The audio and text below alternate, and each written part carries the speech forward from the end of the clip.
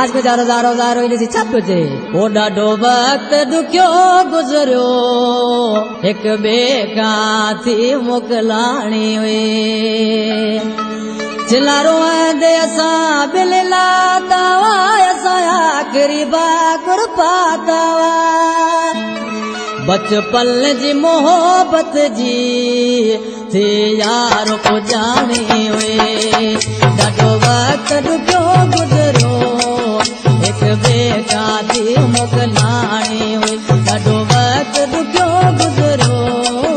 एक बेका थी मोकलाणी चिनारो दे असा बिलला तावा असा आखिरी बाकुर पातावा बचपन जी मोहब्बत जी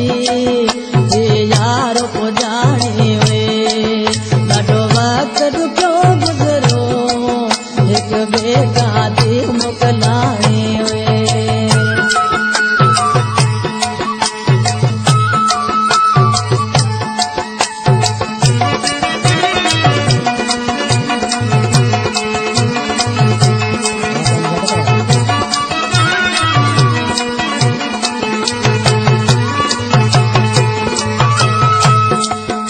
एक बेज कुले ते कंदड़ो रखी एक बेज सगया सू कोल कुची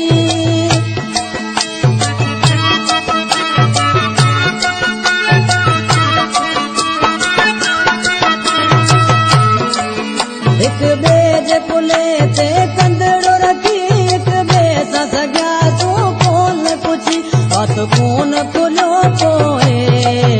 जी दकाणी डाडो वक्त दुखियो गुजरो एक बेका थी मोकलाणी चिनारो दे असा बिलला तावा असा आखिर बाकुर पातावा बचपन जी मोहब्बत जो थी यारो को जानी वे डाडो वक्त दुखियो गुजरो एक बेका थी मोकलाणी वे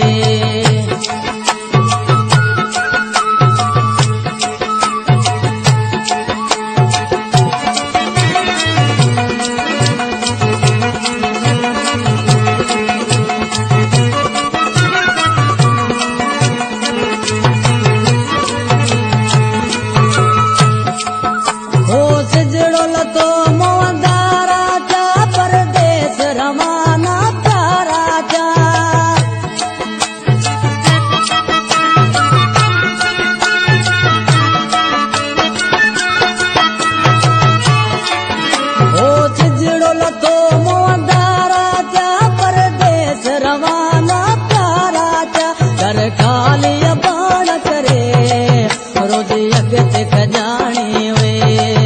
घर काली बाण करे रोज यज्ञ खजानी वे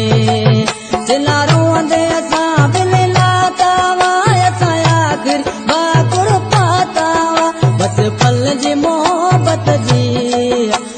यारो को जानी वे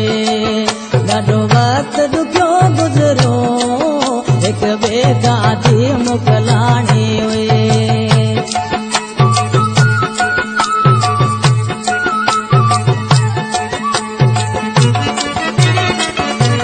शायर मुझे जानी बा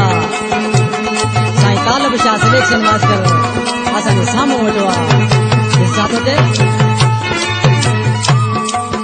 चवे तालब शाह पोरा तूं वाकी गुज़री सैयद मुंहिंजे लाइ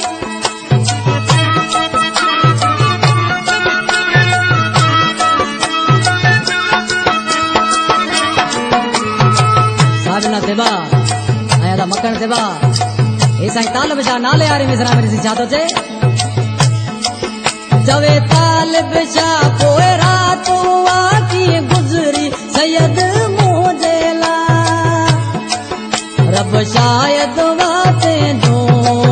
भली माठ से दाणी वे रब शायद वाते जो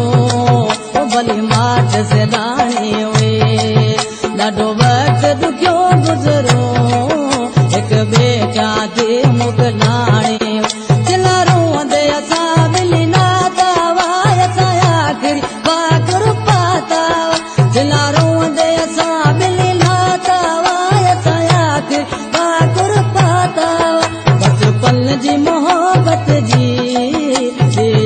वालो पुजाणी वे ॾाढो वक्त दुखियो गुज़रियो हिक ॿिए खां थी मोकिलाणी